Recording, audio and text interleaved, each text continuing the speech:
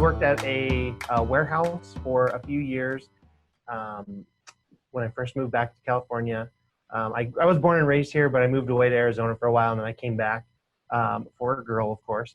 And so when I came back, I had met a Keller Williams agent just through some acquaintances or whatever. And the time that we had spent together, I just realized that he had an amazing life, and he was able to meet all the time. Anytime that we needed to meet, he was able to, because his job was so flexible, whatever. His name was Ron. He was at the Keller Williams in Larchmont, actually. And, he was always available or whatever. And so I was like, man, that's the life that I want to lead right there. Like, I worked at 12-hour shifts at a warehouse, and it was really miserable. And I, was away from my family all the time, and, all the good stuff. And I started looking into when I met him, and then I started kind of looking into real estate as being like an investor, because I was thinking, like, I'm not qualified to be a real estate agent. Like, I don't have any experience. I don't have any education. Like, I graduated from high school, but I never really finished college or anything like that. And so all my jobs were kind of trade jobs. And so when I had talked to him about all of these things, and I started looking into real estate investing, one of the things that everybody said was to find a good realtor, when you're going to invest in real estate. So I was like, okay, great. So I went and I had a few other friends as well who I found out were real estate agents. And so I was trying to get information from them, and I feel like none of them really took me that seriously. And so I started looking into getting my real estate license, because it was going to be the easiest way for me to get into real estate, obviously. Nobody was helping me, so I needed to help myself. And once I really got into it and started looking at what was required to get into real estate, I realized, wow, like, this is something that I could do, and I could be just like, Ron, who eventually became my sponsor in Keller Williams. And, I feel like we still keep in touch, and he's still kind of like my mentor today. So that's how I got into it. Now, what year was this when you got your license? I got my license at the end of 2015, but I had started working with Keller Williams and doing all of their trainings and everything while I was getting my license. So early 2015 is when I really started it. Wow. So 5 years under your belt in the real estate career, is it what you expected it to be? Yes and no. I mean, yes, it's the freedom that I expected, that kind of thing. I think that, yeah, it was definitely what I expected. But then, there's a lot of hard work that's involved, and it was not, real estate is simple, but real estate is not easy. So, well, explain it was a simple thing. What do you mean by that? Yeah, so it's real estate simple. I mean, you generate leads, you find your people, you market to your sphere, and you get transactions, and you close deals, and you make money, and it's very simple. 4 steps, but all of the things in between those make it not easy. You have to find the motivation to actually get it up in the morning, because, not even pre-COVID. I mean, if like everything that has been going on this whole time, it doesn't change the way that I have to do my business, which is I have to wake up in the morning. I have to make myself get up and get dressed and shower and go to work and make the phone calls and follow up with the people I need to follow up with. So it's like, it's not easy, but it's a simple process. It's just not an easy process. So let's talk about that. What motivates you to get up in the morning? I'm guessing, because I've been doing real estate since 1995. So I know what motivates me. What motivates you, and is motivation important? Yeah. Oh yeah. I mean, motivation is 100%. I tell every single one of my students that mindset is the number one thing for real estate. And it took me 3 years to change my mindset. Before it was, I'll do some transactions, I'll keep working. And then I realized, well, if I jump into it, I can not work my full-time job, and I can make this a full-time gig. And, I can make some money, and it'll be great. And that was my motivation, was just like, I just wanted to quit my job. But then after my first year, because I quit my full-time job after 6 months of real estate, much to the disliking of my wife. She was not happy that I did that. But I mean, it turned out okay. So she's happy now. Crazy, because I realized that my motivation is going to change a lot. My first year, my motivation to do everything was to become my own boss and not have to go to work at a 9 to 5 any day or anymore. after my first year, my mindset was my motivation was really to have a single income family and not have my wife work anymore. She didn't like her job, so I was trying to provide her the situational, the life to be able to not have to worry about going to the job that she doesn't like anymore, and be able to do that.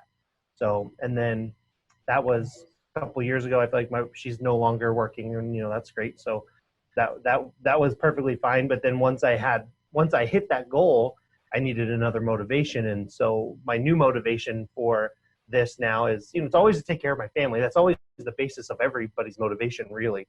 But I really feel like that my motivation has gone from just making sure my family is 100%, is whole, to now I want to make sure that I can provide for more than my family, help out my extended family and be able to, provide them with experiences and things that, they wouldn't normally get to do on their own.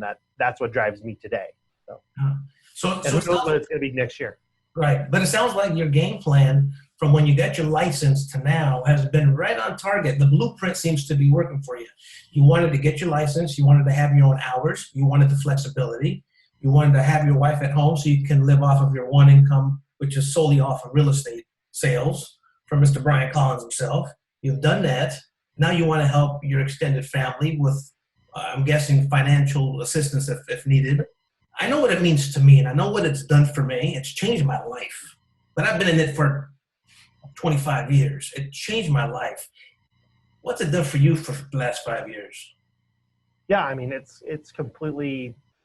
Now, like I talked about the mindset, right? So I feel like the mindset that I have now not only directs my real estate career, but it also is 100% directs my personal life and every other aspect of my life, because you can't go into, this kind of a career where you're so self-reliant and not have it affect almost every other aspect of your life. So,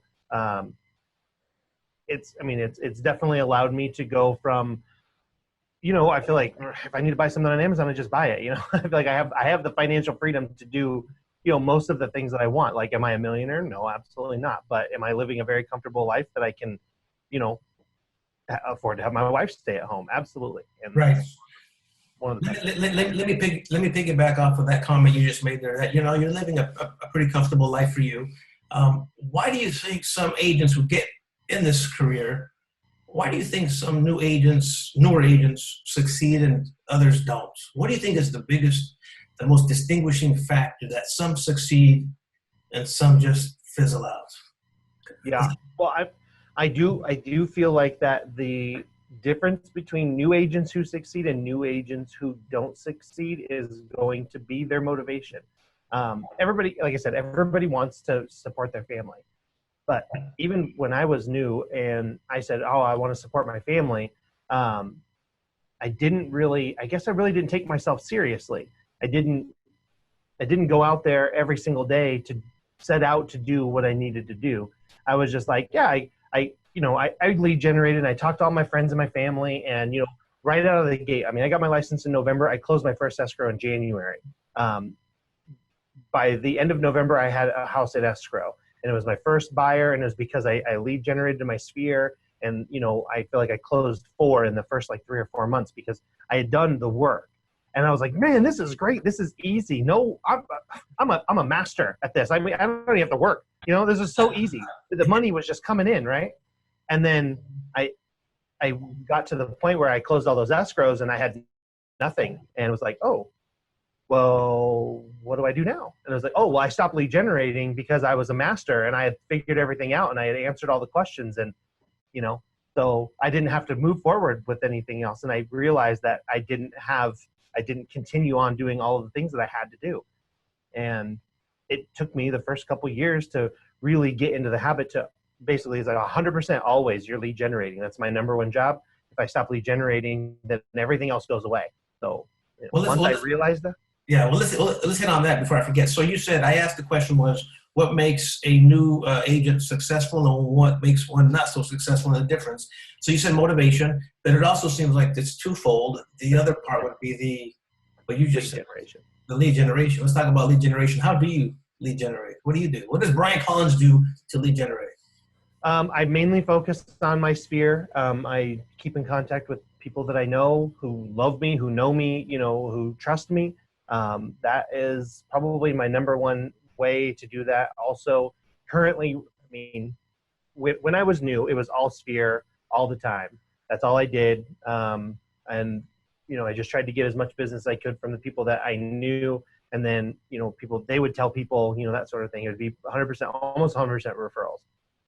As I started getting more and more into it, and I have less available time to do my lead generating, I also do a lot of Facebook stuff. It used to be the free, as much as free as I could, just social media, pound it, social media. Any listings that I got, I would ask other agents, can I advertise your listings? And they would say, yeah, of course, because who wouldn't want free advertising? So I would just advertise listings left and right, and then I would generate buyer leads that way. And now that I'm up to I'd say almost 100 people in my past client database, most of my business comes from that. That's my, I call all my past clients 300 club, because my goal is to get to 300 past clients, and industry standards say that once you get to 300 past clients, they should be providing you enough referrals every year to manage your business. So that's my goal, is passive income, not have to worry about lead generating. But I still use Facebook. Yeah. How many deals did you close your first year? My first year, I closed 4. It was just those first 4. Yeah. So one every quarter. Not bad. That's actually excellent. Yeah, it wasn't terrible. And then my goal for the next year was to double that. So I closed 9 the next year. And then every year my goal is to double it. So now this year my goal is 40. Wow. 50. My goal this year is 50. So good. That's awesome. So, okay, that's good. That's some good advice for those out there who are about to get their license or who newly got their license. That's some great advice. Let me ask you something else. Once you get going, this is a question you actually ask your audience when you have career nights. You shot me over an email that you shoot to all those who are going to be attending your career event. And one question you ask is how to succeed at a high level without how to succeed at a high level and still maintaining your world-life balance. I thought that was a fantastic question, because you're at a point now, Bryan, that you're rocking and rolling, and it's only going to get better. But you still have a family, right? And the only regret I have in my career, after doing it for so long, was when I first got started, I was so addicted to real estate, I just couldn't get enough of it. But I had 3 little boys at the time, between the ages of 5 and 1. And I didn't spend enough time with them. That's my only regret. How do you, Bryan Collins, how do you keep life balance with real estate and your family? Sure. I try to keep my set office hours. I try to keep Monday through Thursday from 9 to 3 here at the office, all the time, regardless of what's going on. I know that my office, or that my time is flexible. So if something comes up that I need to take care of, if I need to go do something during the day on one of those, I know that I have the time to do that. I live in my calendar. If it's not my calendar, it doesn't exist. Me and my wife share about 3 different calendars. We have calendars with our kids. We have calendars between just the 2 of us. I have calendars for my work that she can see, and everything goes in the calendar. If you put it in your calendar, you honor it in your calendar. Especially nowadays, I feel like there's a lot of people that out there that'll kind of treat their calendar like, a pencil notepad or a suggestion pad. But if you treat your calendar like it's the gospel and that it's the only way to live, then it's easier to be successful in your time management. And then, I know that at 3 o'clock, if I'm done, I'm done. Like, that's it. I don't have to do anything. Of course, I will still take phone calls. Are you strict about that? Are you strict about your time management? Yeah, I am pretty strict about my time management. Yeah. I try to be, I am strict about my time management once it goes into my calendar. I feel like I try and keep that as concrete. These are non-negotiables.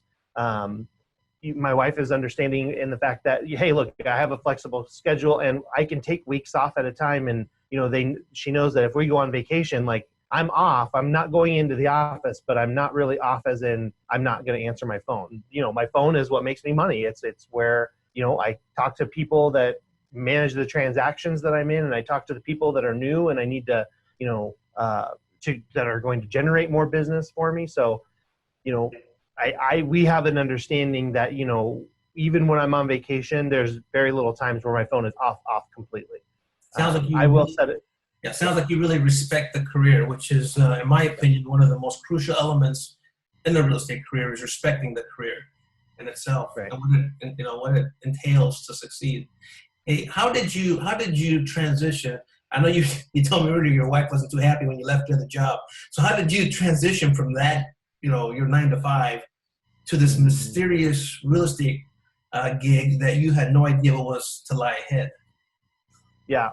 So when we had originally talked to me and my wife, when we originally talked about how we were going to do it, we came up with a number that we were going to have in our savings account before I could before I could actually fully quit. We wanted to be as close to that number as possible, which was roughly the equivalent of about 3, maybe 4 months worth of our normal everyday bills. And so once we had saved that number, which meant, just putting in as much overtime as I possibly could, but also I was generating, I was doing my 3 or 4 transactions for those first 6 months.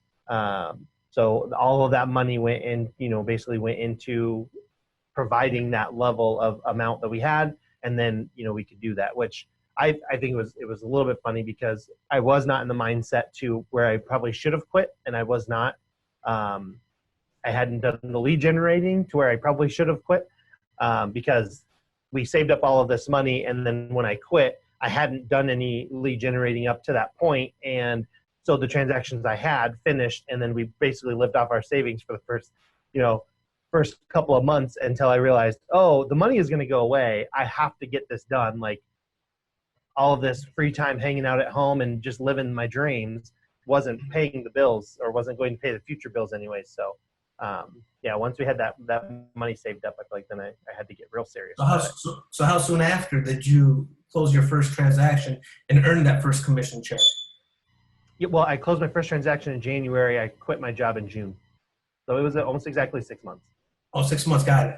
Yeah. Okay, that's good. So now let's talk about that for a second. So we can give the viewers an actual concrete answer to what to expect. What do you think is the average time it would take a new agent to earn that first commission check? Can you even answer that question?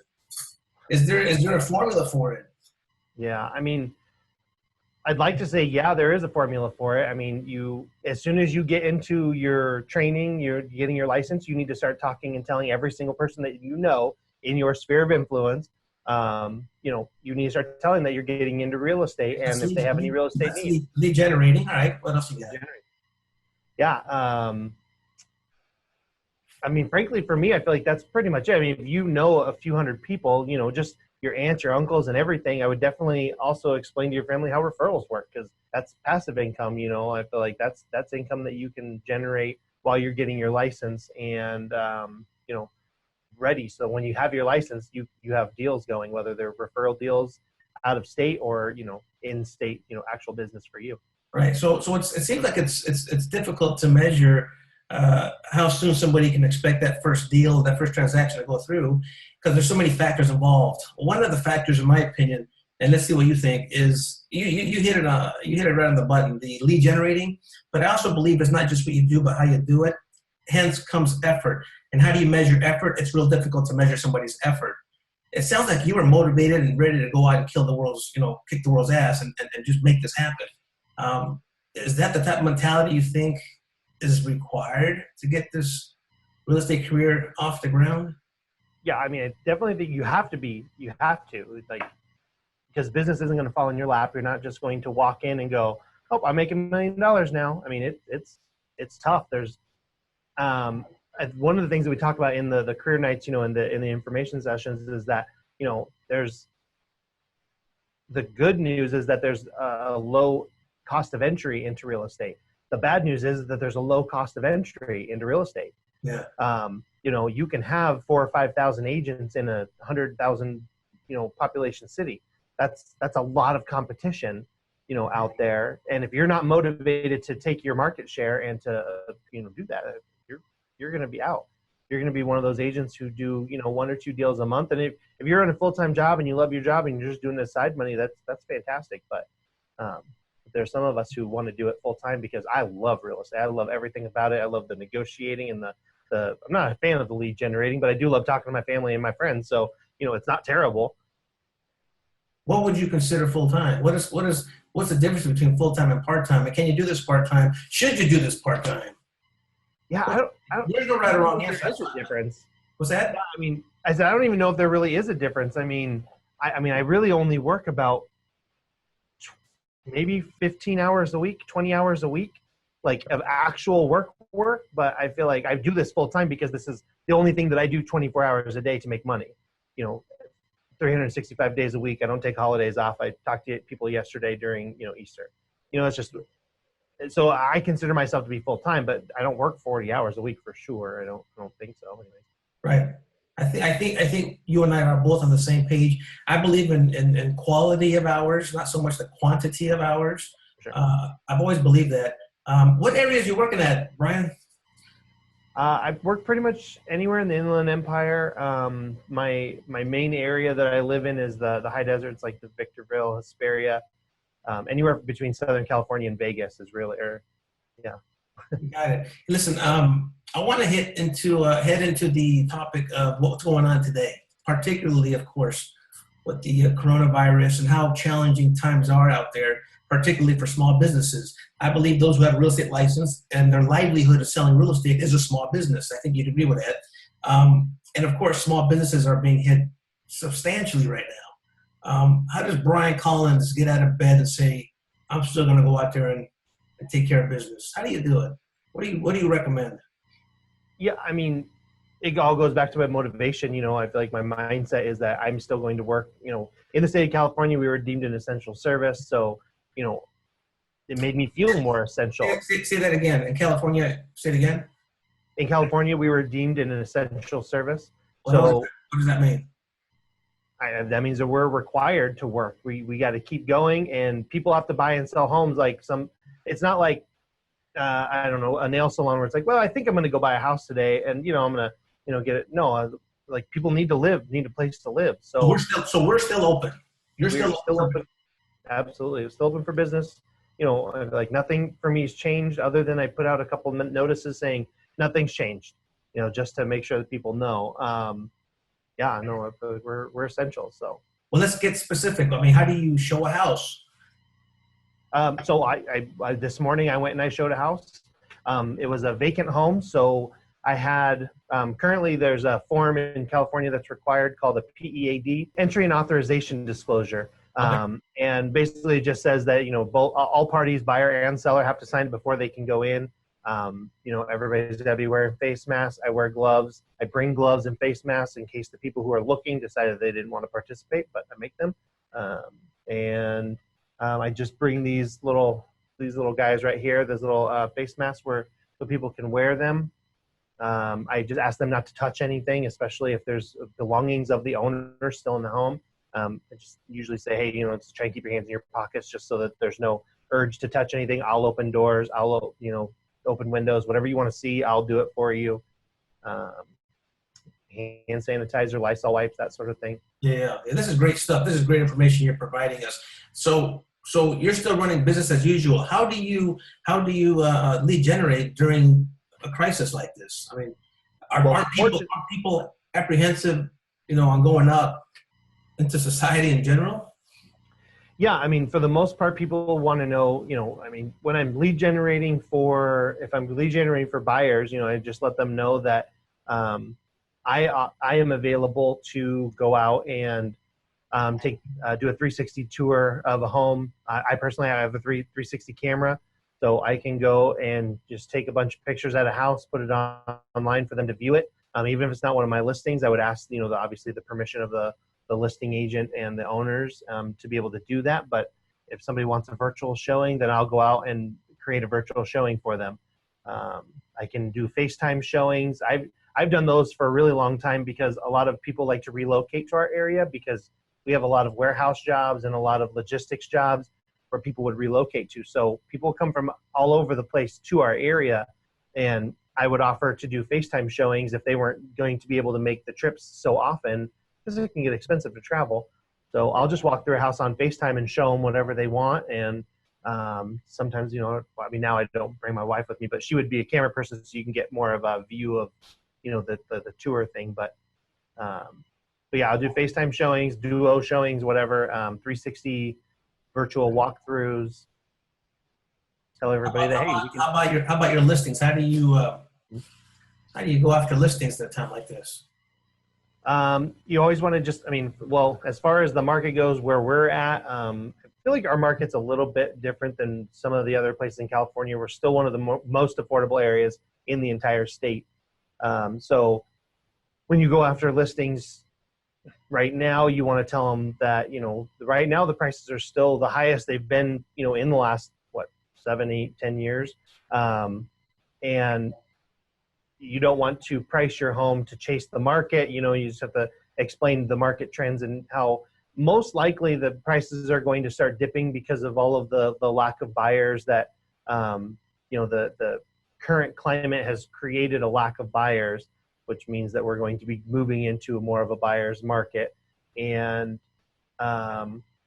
you want to talk pricing and strategy with them to make sure that they know that they can still get top dollar for their house if they price it right to begin with, and they don't try and, try to overprice their house out of panic and fear. Right, but the ever popular door knocking is no longer. You can't do that. So what are you doing to substitute door knocking? I feel like flyers are still a good thing. You can drop flyers in the mail, or postcards are relatively inexpensive ways to do that. Again, you can try and create Facebook ads that are more generating toward the listing side, asking people for home valuations, if they're interested in home valuation. Picking up the phone and calling your sphere is 100% the best way to do it. Asking if anybody's thinking about selling right now before prices drop too much. Sometimes even that can just say, well, what do you mean prices drop too much? Yeah. So what's your prediction? What's going to happen next as far as real estate, the real estate market? What do you think, Bryan? Well, I mean, I definitely feel like that the market is going to dip down. A lot of people are trying to compare this to like the 2006, 2008, that period of crisis that we went through, that financial crisis. Right. And a lot of people are trying to compare it to that, but I don't feel like that's going to be anywhere near what we're going to experience. Like every market is, an up and down roller coaster. You know what I mean? I feel like this is just going to be a slight down period. And, in 3, 4, 5 months, they're already talking today, and they're talking about, starting to ease reopening the state back up again, and alleviating some of the stay-at-home requirements. So, I mean, the second they do that, and the dip is going to be done, we're probably going to experience a lag in, all of the homes that were listed now during this time, probably still a little bit of a price drop, I feel like. But other than that, as soon as that's done and over with, I feel like prices will start going back up again. Appreciation will definitely start being, a factor again. Right on. Well, listen, man, I don't want to take up too much more of your time. These have been some great tips, some great advice. I appreciate your insight. But one last thing I want to ask you is if you could give somebody who's on the fence, like, you know what, I really want to do this real estate, gig. I want to get into this career. I need a change. My life is just so stagnant. I can't deal with it anymore. I want to try something new, something fun, something challenging. What would you say to that person who says, I don't know if I could do real estate. I don't know if that should be, where I should be headed. That real estate is a job that any person can do if they can find within themselves the right motivation that gets them out of bed to do all of the things that they have to do, because there's nobody standing over your shoulder saying, oh, Bryan, you have to go to work today, or, oh, Bryan, well, my wife was standing there, but I feel like there's no boss. I'm the boss. So I have to figure out exactly the motivation to get me into the office, out of bed, and making phone calls and doing the things that are uncomfortable, which is, talking to people when I don't necessarily want to talk to people. But as far as anybody being able to do it, I think that if you can find your motivation and you can get into your best mindset for creating a life that is 100% your design, then I think that anybody can do real estate at all. You definitely want to find a good mentor who knows what they're talking about. You want to find, surround yourself with people who are supportive and positive. because the negativity that some people can say, oh, you're going to work for yourself. Yeah. Oh, you're never going to, real estate's trash. You know, real estate agents are worse than used car salesmen. Yeah, whatever. Like that kind of stuff, you're going to get it. And you have to learn to look past it and ignore it, let it roll off your back and move forward and onward. Well, it's been good for you, right? Yeah, absolutely. It's been good for me. So, but I have a personality that I don't really care what anybody thinks. I'm going to do what I want to do anyways. And I get to do what I want to do. Well, maybe that's a requirement then, is staying in your lane, focusing, and not, you know, worrying about anybody else's nonsense. Yeah, it definitely helps for sure. Yeah. And maybe that's what's keeping you trucking right now during this coronavirus pandemic that's happening, is you're just focused. You know what you got to take care of, and, you know, you stick to your calendar, like you were saying, your time management, you do your thing, you know what's required, you take care of business. Hey, where can people find you, Bryan? I'm pretty much on all social media at Listing Guru CA. What's over here? There it is. Yeah, Listing Guru CA. That's pretty much just Facebook, Instagram, Twitter, all that stuff. So. And it's give us your name, Bryan. Oh yeah, I'm Bryan Collins. Bryan J. Collins over at Keller Williams. In what market center are you in?